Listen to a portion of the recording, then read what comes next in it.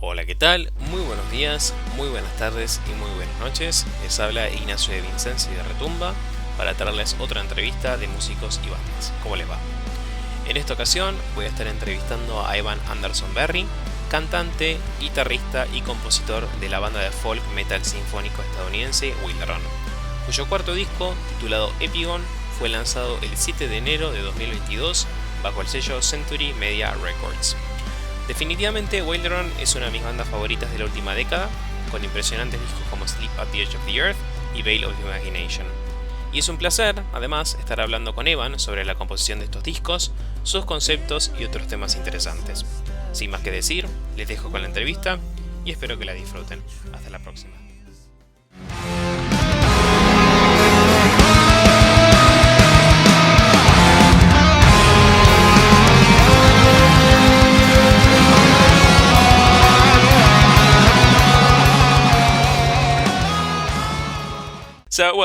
It's been like more than 2 weeks since it came out, and well, the reviews speak for themselves. I mean, 10 out of 10, 5 out of 5, some of them even calling it album of the year. So, how do you feel towards that? It's great. Yeah, I mean, we're obviously very flattered by anyone who likes it that much. We definitely put a lot of time, a lot of effort into it.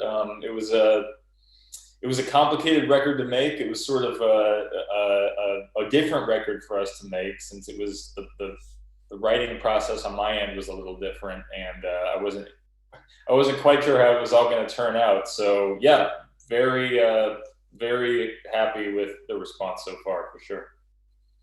Cool. Yeah, it feels like a different album. Pretty different towards Bale, definitely. I will ask about the recording process later. So let's start with the title. I mean, according to the bio that we've been given, an epigone is like a follower, an imitator, an acolyte in the context of art and philosophy. So could you like explain a little more? How did you decide to name the album like that? And if the songs have like a narrative or a story. Yeah. Well, there's not necessarily any particular single narrative or story. Although I do realize that I end up writing my lyrics a lot of times in a way that it's almost like more an emotional arc rather than like a literal one, Mm-hmm. and I end up a lot of times ending up in a different place where I began when I'm writing a full song of lyrics. So I think that's why it gives this feeling of a story being told, is because a lot of times I'm using lyrics to sort of explore my own inner thoughts and emotions, and I'm not necessarily trying to tell anything. Sometimes I'm just trying to learn things myself and use lyrics as a vehicle to just try to work through things I'm going through mentally. And a lot of times because of that, it progresses, it changes over the course of especially like a 10-minute song. So I think that's why a lot of times it might feel like a story, like a narrative, because even though it's not necessarily always meant to be like that, I think that's why it ends up. And it's also just matching the music, and music is always, kind of told in a narrative, cinematic sort of way. Mm-hmm. But regarding the album title on itself, like I've said before, this was all of Wilderun's music. All the lyrics for me always very personal, but with the exception of our first record. After that, I sort of realized that in order to write lyrics that I really care about, I just started to make them a lot more personal, and I just needed to draw from my own life, from my own inner mental state of being, in order to really feel like the process of writing lyrics was a worthwhile thing for me. But even given all of that, one of the kind of biggest parts of my life that I really never tackled lyrically was like the fact in and of itself that I am an artist, that I am a musician, just trying to create things. I never like really took a step back and looked at that, like Sleep at the Edge of the Earth was a lot about relationships and like social interaction and a lot of like kind of dealing with social anxiety. Veil of Imagination, a lot of that had to do with really like just looking deeply into like the inner workings of my own mind, and like more like just like a lot of neurosis and narcissism and sort of that sort of side of things. But again, I had never very directly tackled creating, you know, the process of creating, the process of art, and what it even means to self-identify as an artist. Like that's a really weird thing. The more you do it, you go along your life, like, and after you know, we've been a band for almost a decade, and looking back now, you get a different perspective on what it means to even think of yourself as an artist. It changes, and it kind of becomes this weird, I don't know, I almost forget that that's like the way that I identify myself over time. So anyways, Epigone overall is just a deep exploration of that.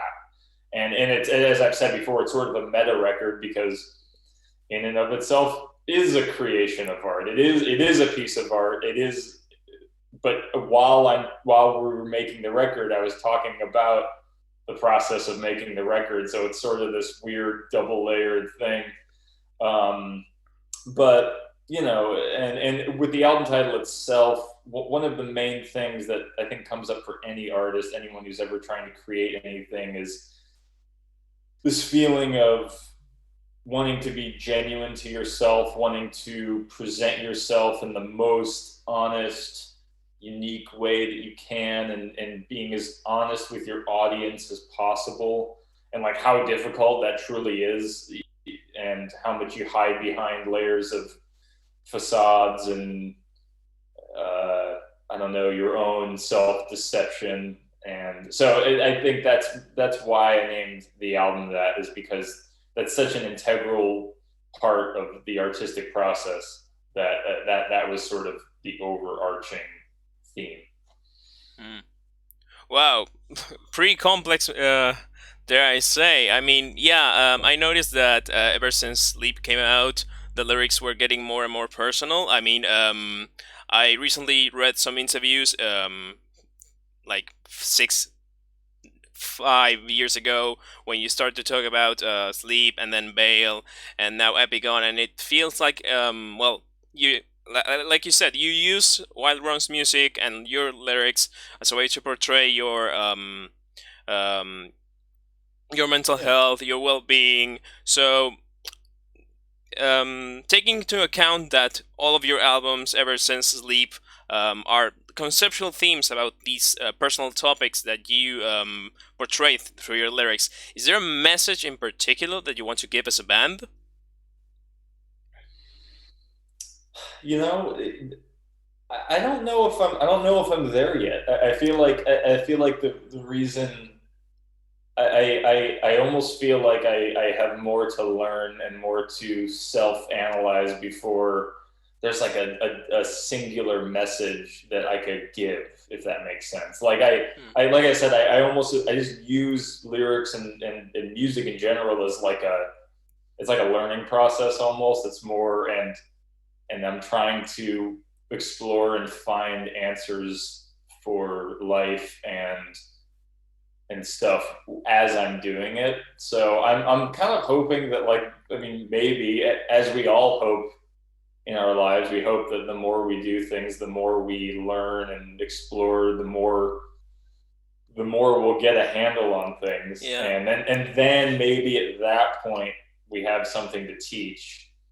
But I would almost say at this point, I don't know if I'm there yet. You know, I don't know if I'm at a point in my life where I could really give any sort of serious, deep advice or message out yet. Maybe ask me in a few records, and maybe at that point I'll have some. You know, like that's the most honest answer I could give. It's That's almost perfect. where I like I think if I tried to give you some message to give to people right now, it might just be bullshit. So I want to, you know, like I want to wait. I'll wait on them. No, I'm okay. I'm looking forward to more albums from you. I mean, 4 albums Yeah, on a roll. Keep them coming. So yeah. you're using the band more as like a catalyst of knowledge.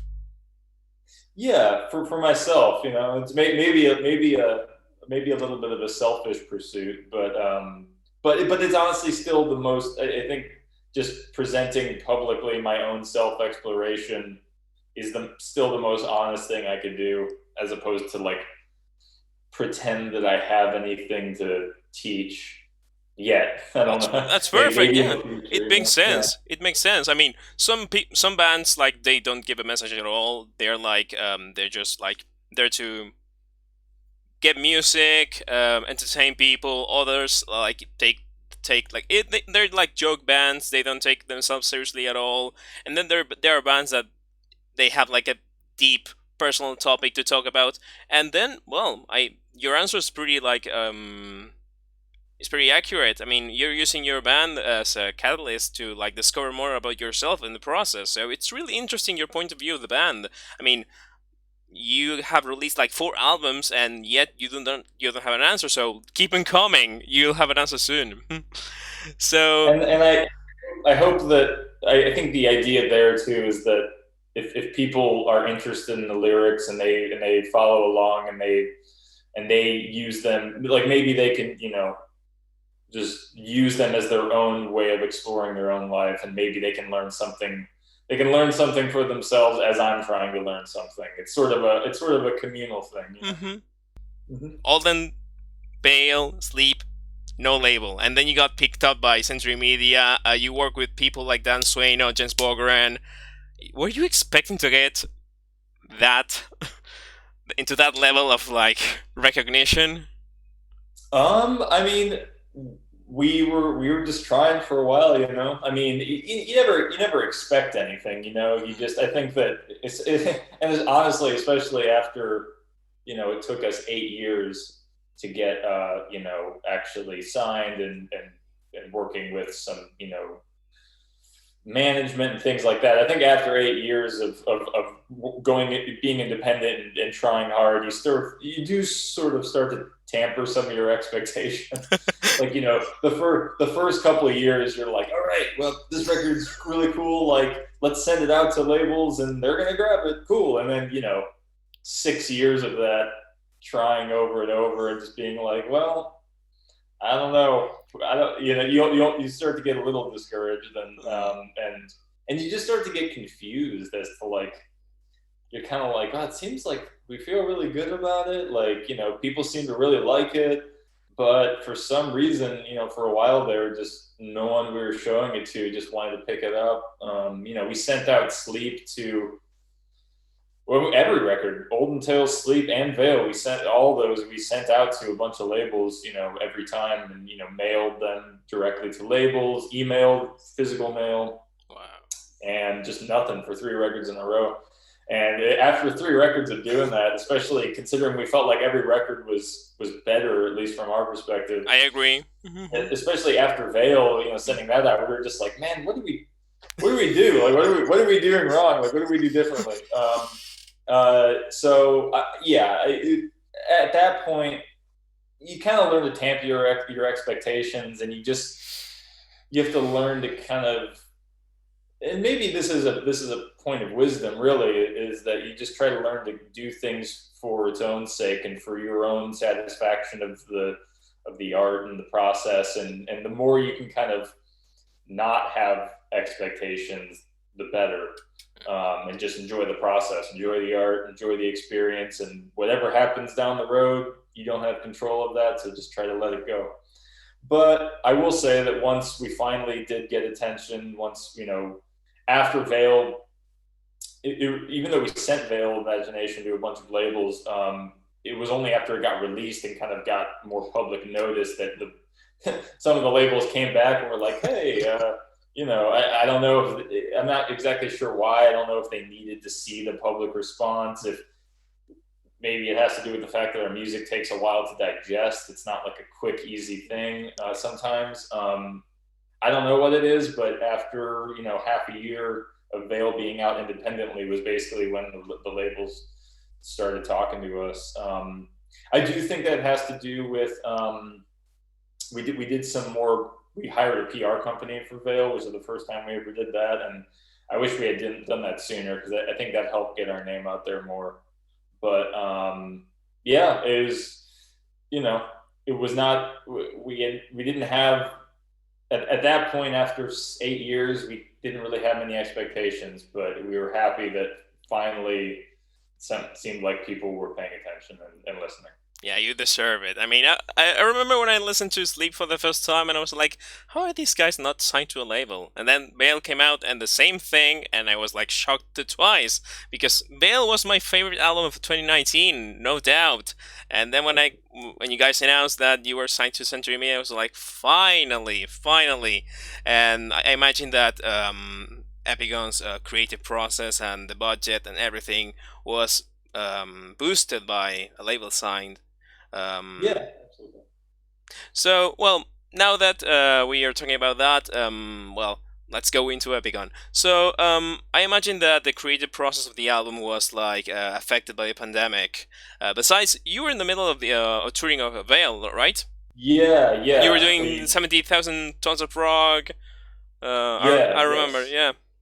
yeah. So yeah, I mean, that was definitely, I would say, if more than anything else, the I think the hardest thing for us regarding the pandemic was the fact that the Veil of Imagination touring cycle really got cut. Mm-hmm. I mean, we released it independently in November of 2019. Mm-hmm. And then in November, we did like we just did a little mini tour. We just wanted to do something like a little album release mini tour, which we just did in the Northeast United States. Mm-hmm. And then beginning of 2020, we were able to do 70,000 tons of metal cruise, which was amazing. That was excellent. Probably the coolest show we've ever done, and maybe we'll ever do. I don't know. But that was great. And that was still in the Veil cycle. But after that, we had a couple tours planned in 2020. There's a Canadian band named Eternum that we were going to do a US Canada tour with for a couple of weeks, which was totally self-booked, which means me and one of the dudes from Eternum both were just booking all the shows ourselves, which is a lot of work. And that was planned for like April 2020, and then literally like early March, it was all planned. We had put in all the hours, and then of course it gets canceled. And then we were also planning on finally going to Europe in 2020 in like August or maybe August or something of 2020, and that got canceled. And so it was definitely a bummer. And I think one, I didn't even think about this at the time, but in retrospect, I feel like I had this realization that you put all this hard work into making a record, right? And it's super satisfying, but it's a lot of work, and it's a lot of personal, emotional output. And I think touring and playing live, getting to talk to fans, seeing them react to your music, all that, the whole thing, it's almost like this celebration of all the work that you put into your record. And I think the fact that we didn't get to celebrate Veil of Imagination as much was like, that was the hardest part. It was a bummer, yeah. Yeah, and it was like, I know we're nothing special here. Literally every band in the world has had the same problem. So I don't, definitely don't mean to be No, not at all. No. But it was difficult because of the timing. Like I wish that we had more time to exclusively tour on Veil. So that was, and getting into Epigone, that was the hardest. That was the biggest hurdle for me personally, is because with Epigone, the problem wasn't like the songwriting. The problem wasn't the actual album making process. Like, because a lot of the material was previously written, and it was sort of this, there was a lot of material there ready to go. So we were able to make Epigone pretty quickly, or at least we were able to get into the process quickly, like technically. Mm-hmm. But for me, when the pandemic hit and we didn't get to tour on Veil, there was like this 3 or 4 month period where I really just resisted getting into any new music, because I just didn't feel like Veil was over. And that's what I realized, that like when you don't get to play shows, you don't get to tour, like I don't know, you didn't feel like you ended that The emotional cycle, arc. yeah. Mm-hmm. Yeah, it was something like that. So it was kind of like, I don't know. But then after 3 or 4 months, it was clear that things weren't opening up. It was like, okay, well, we've just been sitting around. So we have all this, we have a lot more time on our hands. Let's just do it. Let's make it happen. And not only is it a good business decision, but after 3 or 4 months, it was better than just literally doing nothing.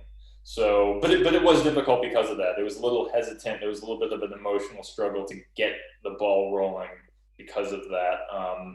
But once we got it going, once we got in the groove of the album making process over maybe a couple months, it started to fall into place. It started to feel a little bit better. And then by the time we got in the studio, it felt pretty good. Still a little weird. Wayne wasn't able to make it into the studio Mm-hmm. at all because he was stuck in California. We felt pretty isolated in the studio because it was in January of last year and we really couldn't go out very much. So we kind of felt like getting cabin fever a lot and kind of feeling a little bit weird. But it worked out. I would say it was a harder process than the Veil of Imagination process overall. It felt a little darker. It felt a little more isolated and strange. But I feel like, in some way, I think that that almost matches the tone of the record, anyways, at least compared to Veil of Imagination. So I don't know. I think it kind of makes sense in some way. Interesting. I think that I don't know. This is maybe the what I thought the first time I listened to Epigone, but I felt that it was like it had like a lighter or more positive tone that Bale had. Maybe because of the sound. Maybe less attention into the death metal part, more into the folk metal style. But maybe lyrically, it's different. I know that it goes like chaotically damn difficult at the end with Distraction Nula and all that part. But yeah, I Sure. was thinking like Veil was more darker than Epigone. But yeah, Yeah, now that in retrospective, I feel like the recording process maybe affected uh, the composition, right? well, that's actually so interesting that you say that because I've heard both perspectives from a lot of different listeners. Like I've Mm. heard people say what you just said, but I've heard other people say they feel like Epigon is a darker record. So it's actually kind of interesting. Like I don't really know how to take that. For me, I feel like overall, Epigon for me is a little bit emotionally darker, but Veil is more intense. Veil is more Yeah, like bombastic, epic. yeah, like but you're right. Like the heavier moments are heavier, and like the metal side's a little bit more intense. It's almost more of like maybe a little bit more evil when it gets darker, whereas Epigon maybe is just a little bit more introspective emotionally. Hmm. And but I don't know. I don't really have a good answer for that. I just find that interesting that like literally there's so many different listeners that have such a different perspective on it. So which I like. Hmm. That means that people are bringing probably their own personal experience into it. They're bringing their own perspective, and that's the best thing anyway. So. Yeah, I felt like it's like two sides of the same coin. I mean, for a minute I thought that it was like Bale Part 2, or like it was part, or Epigon, like it was part of a two-side album that maybe you're not making yet, but like when Destruction Nula ended, I was like, is this it? Is there more? Yeah, So yeah. I felt like it was part of like a trilogy or something that Hmm. it needs to be said later. But yeah, for me, like Veil and Epigon are like two sides of the same coin. Like even the album art has the colors different in different sides, but it's like it's playing Right. along. It's playing along. So I was really interested by that. Yeah. So. Hmm? It's just that's interesting. I really like hearing your perspective on it. That's cool. Thanks. So, regarding the creative process, was there any moment where you felt like what you were composing was exactly what you were looking for? Like that one specific moment that this is it. This is what I was looking for. Yeah.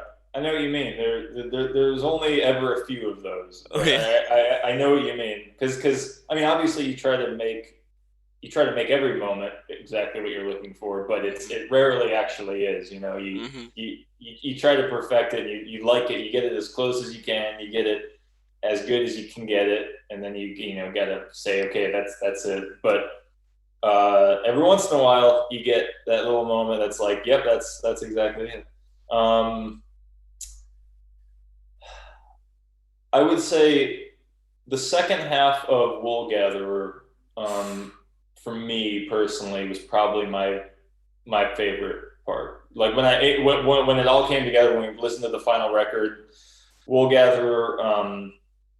I mean, overall, just as a song, that's the one I'm personally probably the proudest of. That's my favorite song of the album as well. So. Oh, thank you. Well, there we go. But especially the end, especially well, there's a moment, there's sort of a climactic build towards the end of that song. I absolutely love. I love Joe's guitar solo on that song. He really went weird with it, and I remember actually in the studio, like we took a while on that, and like, and he went through a few different iterations, and I forget exactly what happened, but I think he went just. I think I actually left for a little bit, and I came back. I left them alone while they were. I think him and Dan were working on the solo, and I came back after an hour or something, and they were both just laughing because they went really like out there and just kind of like weird. And I remember them saying something like, this is we I think we went too weird. We got to pull it back. And I was like, well, let me listen to it. And then they played it, and I was like, no, that's it. Like that's exactly how weird we want it to go. Like he went really outside of the beat. He really went really like chromatic with his note choices and just kind of just very spastic, like little like just ways of playing. And so, anyways, I was really happy with that. Easily my favorite solo on the record. But then how that leads into the next part immediately following the solo, which is probably, if not my favorite, at least the one of my favorite melodies on the whole record, is that sort of build up that happens right after the solo. Um, that's probably the part that comes to mind the most, is that section from a melodic standpoint, a harmonic standpoint, and then Wayne's orchestrations, how they build underneath it. I just thought it all came together as well as I could have imagined for that part. So that's the best answer I can That, give as far as what I can remember right that's now. perfect. That's perfect. That was exactly what I was looking for. Um, this is maybe me reading too much between the lines, but I know that T.S. Eliot was a big.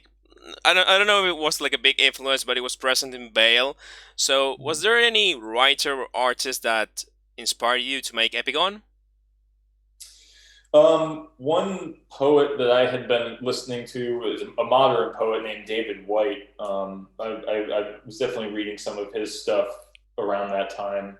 David White is great. He's and actually the main inspiration behind the interlude track "Ambition" is actually a poem by David White called "Ambition." So I would definitely recommend for anyone out there who cares, who wants to dig a little deeper, definitely check out the poem "Ambition" by David White.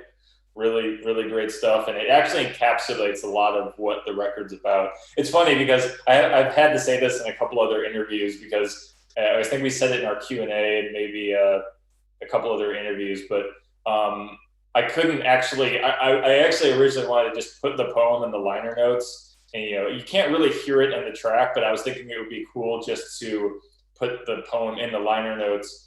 But I contacted them, and it was a whole copyright issue, and I wasn't Oh, able to.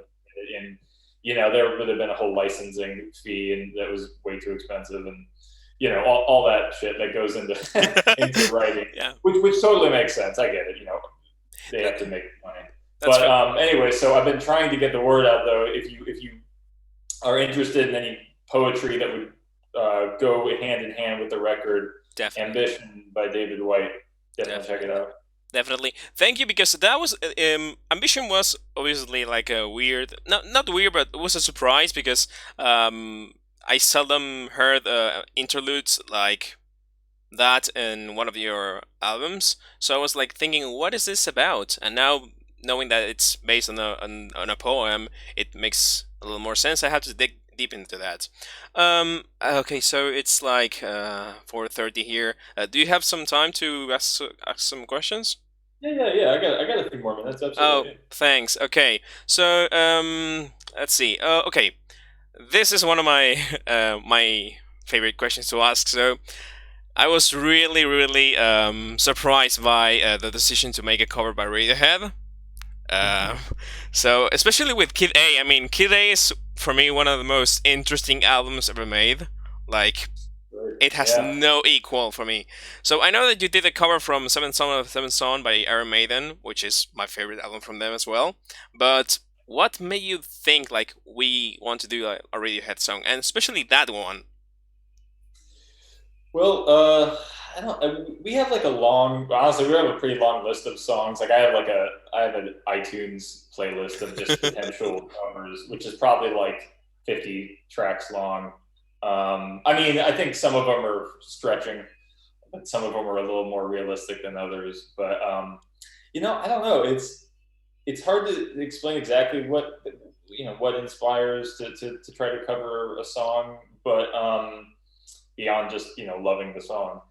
But I think for me, one thing I do personally from a songwriting standpoint is I a lot of times will strip things down to just their like root structure, like their because so many songs are so much of what you hear initially is the production and the sounds and the performances, but underneath all of that you can strip any song down to just chords and melody and Mm-hmm. rhythm. Basically, you could basically take any track and put it on paper if you want, Mm-hmm. and once you do that, you can kind of the opportunities for what you can do open up a lot more wide because you're just dealing with the notes on the page, and then the texture, the color, the arrangement, the performances, those are all now open to interpretation. So for covers, I think that whenever I hear a song that I think would be cool to cover, I'm always doing that in my head. I'm like, I'm taking away the performances, I'm taking away the production, and I'm just stripping it down to the chords and melody. And then I start to think, okay, if I was writing this song, and the reason why this works on my end is because I am just the core songwriter, but like the rest of the band is so much more about the color and the texture and the production. Like I really am just presenting a skeleton Like the and backbone. Mm-hmm.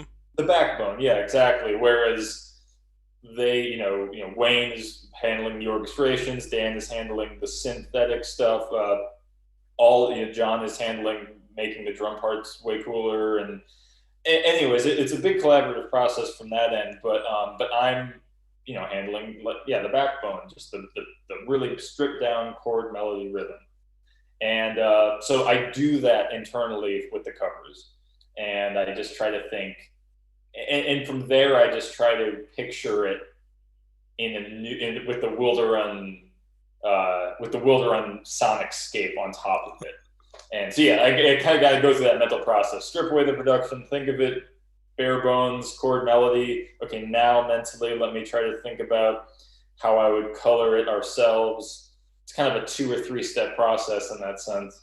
Um, and yeah, I don't know. I don't really know exactly what gets that initial spark to even start going through that process. I guess it's just some just sort of love of the track, but or just something innate, like something that's like some sort of songwriting kinship maybe between the way that I write and the way that a different songwriter write. And I'm like, oh, I see what you did with that chord or that melody, and I really like that choice. So let me dig in further. Yeah, I don't know. So that was a little bit of a convoluted explanation, but No, no, it's some combination of all of that. no, that's okay because actually I was talking with Juan Pablo, which was the reviewer of the album, and he really liked the cover. He thought that you guys did exactly what you were saying. Like you stripped down the song by only its skeleton, and you made it yours without trying to like give it a twist. Because normally bands like do covers and they give it like a little twist, they change something, but you made it your own without like sacrificing part of the structure of the song, which was really cool. But by the way, it was really interesting. And for me, maybe again reading between the lines too much, but it makes sense because for me, Epigone is like the most experimental release that you guys released to date, and it has like that sound that came from Sleep and Veil, but with another approach, which makes me go to my another question, like what's the future of the band regarding composition and sound? Like, do you guys want to experiment more and more um, on future albums? Oh yeah, yeah. I'm sure we do. I mean, it's hard to say exactly right now. We're not right now. We just have. Yeah, I mean, we always have some ideas floating around. We have nothing too concrete yet, but those ideas floating around. But I imagine that yeah, I think every record is going to be at least a little different in some sense, because I just think, otherwise you get bored, otherwise you get complacent, otherwise you just, I don't know. I never can imagine us making a record that's a full retread of something we've done so far. And it's just because I just think it would be too dissatisfying. But again, I don't really know what that means just yet. I mean, I think at some point in our future, we'll probably try to make. We've definitely thrown around the idea of making a non-metal record at some point. I don't interesting. know, but I don't know. I don't really know what that means. Like, I highly doubt it would just be like an acoustic record, because I don't know. Every band has an acoustic record, and like, I don't know. I Damnation mean, by don't get me Opeth, wrong. something like that. There's some great acoustic records out there, but I don't know. That feels done, and that feels kind of boring, honestly. So I would be kind of curious to see if we could do a record where it isn't necessarily obviously a metal record, but it's not like just an acoustic or a folk record or an ambient record. It's something else, some weird new middle ground that we could try to work on. But I also don't think we'll ever abandon metal either. I think that at least I can't imagine we would. But I don't know. We'll toy around with it. And I think every record's probably going to have its own unique character. Yeah. Perfect. Looking forward to it. If you guys do like a non-metal record, I'm up. I'm down. Whatever. I'm really Yeah, for interested in sure. what you guys are doing. Okay, so last two questions, and I don't want to take more of your time. Yeah, sure. Um, okay, so well, as we mentioned, as you mentioned on the beginning of the interview, like it's gonna be like 10 years since All Entails came out. So, in retrospective, how much have you changed as a person, and how much have you changed, and the band as a whole? I mean, a good amount. Yeah.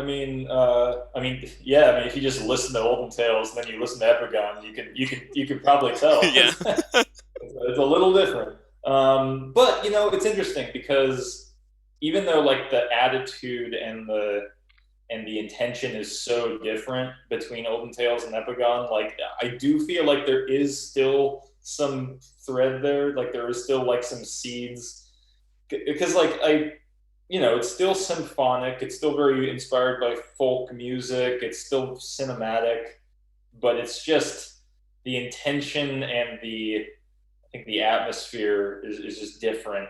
And I think that is just because, and that is related to how we've all just changed personally.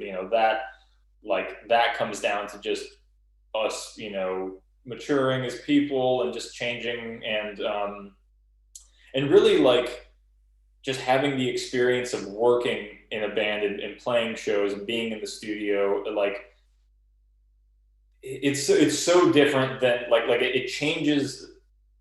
How do I want to say this? The type of music you want to make is so different than the type of music you might want to listen to. And I almost feel like it's split off even more as at least for me personally, as I've gotten older. Um, Olden Tales and Deathly Trails is a very, it's a lot more fun of a record. It's much more just pure escapism. It's much more lighthearted. And the thing is that I still love bands like that. Like that record was very inspired by like Tour Sauce and amazing like band. band. Oh, yeah, and other like folk metal bands and more lighthearted, fun bands. And I still actually love listening to music like that. Like I still love that. I still love Tortosa, Synthoferm, Fintroll, bands like that. Like that was the kind of initial inspiration. But it's interesting because I started to realize over time that there's a big difference between what you'd love to listen to and what you want to make. Because at first I was like, well, I love these bands. This is some of my favorite stuff. I just want to make music like this. But once you start making the music, it feels totally different. It And like, changes. yeah, and I so I think that's one of the biggest things that we've learned over the decade is that there's a big difference between what you listen to and what you make. And you might not like this is really weird to say, but I honestly have no idea if I like heard Wilderun and I wasn't related, like I don't even know how much I would want to listen to it. I might want to. I'm not saying I wouldn't want to, but I actually don't know because like I listen to a bunch of like I feel like more of the music I listen to is like short songs and like more like straight to the point. Sometimes like catchier numbers or like especially nowadays. I don't know. Like it's weird. It's hard to explain, but there's this divide between what you listen to and what you make. That's fair. And anyways, that is a little bit of a long-winded response, but that's sort of a big thing that I've discovered over the last decade, and it's good to like not fight that. It's good to kind of accept that your process of music making is going to be different than your process of music listening. So Hmm. Right, you separate what you listen to what you make. Like, I must imagine that you listen to like different bands that are not into like the structure or creative process of Wilderun. Am I right? yeah, yeah, for sure. Like I mean, I don't get me wrong. There are some like prog bands and some longer form bands I still like, but Hmm. that's by no means the majority of the music I listen to. So it's kind of a weird divide. I don't know. It's almost like a different headspace. No, that's okay. That's okay. Care to give me some examples of what you listen to or what you're listening to right now? Let me see. What was I listening to? Well, the record that came out last year that I really love. There's a synth pop group from LA called Magdalena Magdalena Bay. Bay, yay! Yeah, I Love love him. them. Like I love that kind of music. Just like electronic like pop music. Let me see. There's a folk artist. I released a record a few years ago, but a guy named Richard Dawson from the UK. Yeah, he Um, the guy who made the X album. I don't know what's yes, the name yeah, of the yeah. album. Hmm. I haven't listened to that one, but he made a record a few years ago called Peasant that I've been really like obsessed with for the past few months, and it's like this weird avant-garde folk kind of music, but it's some of the most unique songwriting I've ever heard. Like the way that he his chord choices are out of this world, and that actually does sometimes directly influence Wilderun because I love trying to mess with weird chord choices, and that's one of my favorite things to do is like just see just make weird harmonic choices. Anyway, so that is actually a bit more directly inspirational. But again, the song structures are shorter. It's definitely it's by no means heavy music. Um, so that was another record that I was really into. Hmm. So I don't know. Those are just two random examples I No, could think of. no, that's Yeah. okay. 2020 was the name of the album that I was mentioning, the X one, and I think Okay. you were mentioning Henki, right? He made that Oh, album I with was listening to Circle. Peasant actually. Oh, Peasant was the one that I listened to. I did hear Henke once, and I really like it. I need to dig more into it, but mm-hmm. yeah. But the record that I personally have just been on loop for like Peasant. 4 months was Peasant. Yeah, So I have to listen to that one. I was actually delving into that was in 2000 discography, and then I forgot. I need to go back okay, then. Thanks. I'm gonna check him out later. Okay, so last cool. question, Evan. So this is like the trademark question of the blog. We do this to every other band. So if you had to compare your music with any type of art, like a painting, a book, a movie, whatever, which one would it be and why? Ooh, dang, that's a tough one. Well, I can't. This is a cheap answer because I already said it, but I would just say David White's poetry. At least for this record, that was sort of what I was reading. Not just the ambition poem, but a lot of his stuff. I was reading uh, along while I was kind of in the process of writing the lyrics. That was like the main poet I was listening to. So I know not the most No. exciting answer since I already mentioned him, but I can't think of I can't think of any other art off the top of my head. There was actually one movie. This is actually okay. I'll throw out one more weird curveball. Go ahead. This is a very, very disturbing movie that I was watching while I was working on the lyrics. But there's a movie by Lars von Trier called "The House That Jack Built," and actually they mentioned the term of an epigone in that movie, which I was familiar with that, and then they started talking about that. I was like, okay, that's weirdly similar to some things I've been thinking about. So, and a lot of the themes of that movie actually are present, even though in a much more messed up, dark Yeah, that's one trigger. That's way. one trigger.